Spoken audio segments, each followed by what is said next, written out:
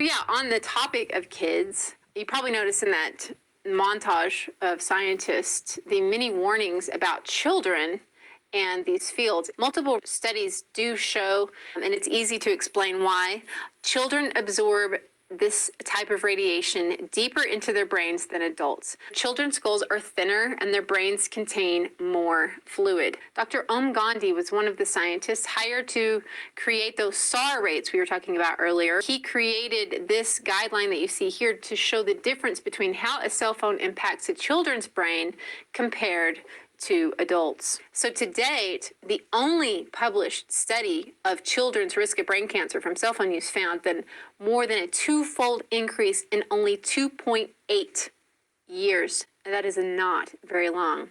And regarding brain cancer, when one studies the norms of, how long it takes for these brain cancers to develop, typically it takes a long time. They don't usually show themselves until people are in their 40s, 50s, or 60s. Yet, in a very not scientific perusing through YouTube that I did, I'm seeing a staggering number of quite young YouTube vloggers sharing their brain cancer stories. I recently, about a month ago, found out I have a brain tumor.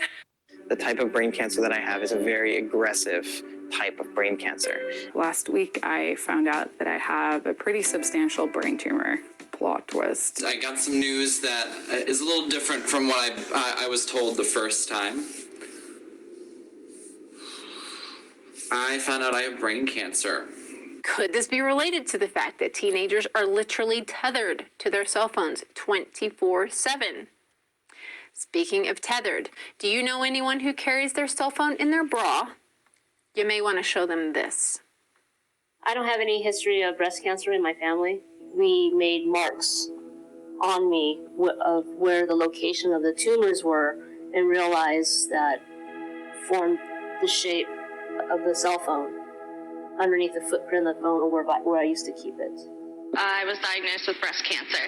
Well, I kept my cell phone in my bra for 4 years, and the tumors were right where I kept my cell phone. My theory for how I got breast cancer was because for years now, I've been putting my mobile phone down my bra. The lump wasn't in my right boob, it was in my left boob, exactly where my phone would lay.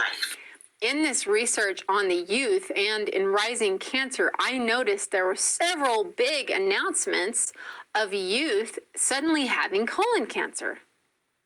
And all the doctors can say is, we don't know. Such a mystery. Really?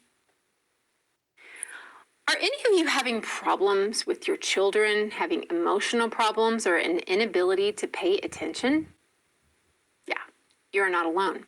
You may be interested to know that a large epidemiological study conducted by UCLA and Danish researchers involved 13,000 children, and the results indicate that cell phone use by a mother, not the child, a mother during pregnancy results in a 54% greater chance of her offspring having emotional and social problems. What? That one killed me.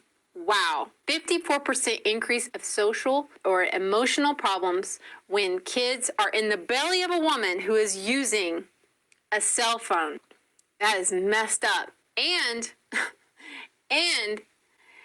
if the child is by the age of 7 using a cell phone, him or herself, it increases to 80%. There's your excuse, parents. Do it. Given the results of this study, one way mothers can protect their future children from the higher risk of this is to wear that protective clothing like they're doing in China. So one thing I don't want is to overwhelm you, is to freak you out about all this, but I do want to raise the awareness of the truth of the issue so we can do something about it. And there are lots of things that we can do. This type of microwave radiation is only going to be increasing. So the more you comprehend about its impacts now, the better you're going to be able to actively protect you and your family down the road. Think 5G.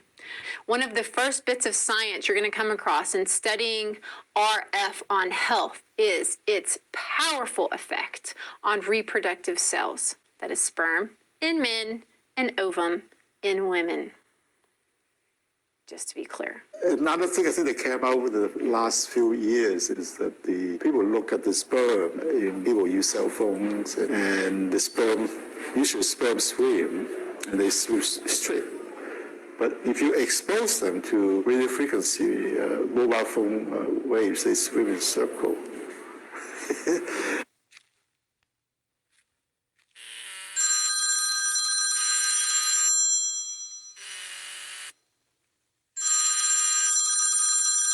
Studies have been done here in Australia, taking sperm from healthy men. And one test tube gets exposed to cell phone radiation, and one test tube is not exposed to mobile phone radiation. And then the results are evaluated. And this is a measure of vitality. We measure how well the sperm swim. This is a measure of motility. This is a measure of the mitochondrial DNA damage. They have 3 times as much damage on their DNA if they have been exposed to mobile phone radiation. And then the less sperm decreases sperm counts in men who put the phone in the pocket. Imagine you are a 15-year-old schoolgirl. All of the 400,000 eggs in your ovaries were with you at birth. They are 10 times more susceptible to radiation than all of the other DNA in the body. And scientists don't realize that.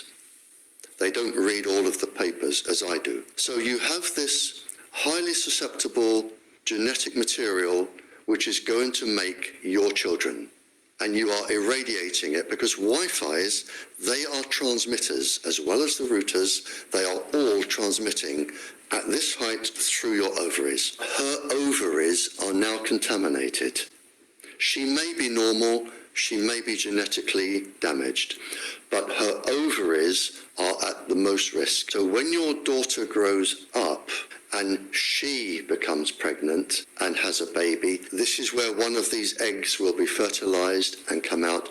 So the real damage here is your grandchildren. So you are risking the damage, the DNA damage of your child every time you sit down and you use Wi-Fi. So if RF is having such an immediate impact on the viability of sperm in less than a few hours a day, you'd think that we'd definitely be seeing decreasing reproduction rates already. Well, let's do an informal study right here. Do any of you know someone with a cell phone and Wi-Fi that is having a hard time having a kid? Oh, me too. But let's look beyond that, shall we? A government report out Thursday shows America's birth rate is the lowest it's been in 30 years. Most of us have been hearing about overpopulation problems in the world. But the truth is, the CDC announced the numbers in America. Birth rates have fallen off a cliff. The numbers reveal that the birth rate across the board have declined as well, according to preliminary data from the U.S. Centers for Disease Control and Prevention. This is no joke. Last year, they reported that U.S. reproduction was at a 30-year low. This year, they're reporting a 40-year low, and what they won't tell you is why.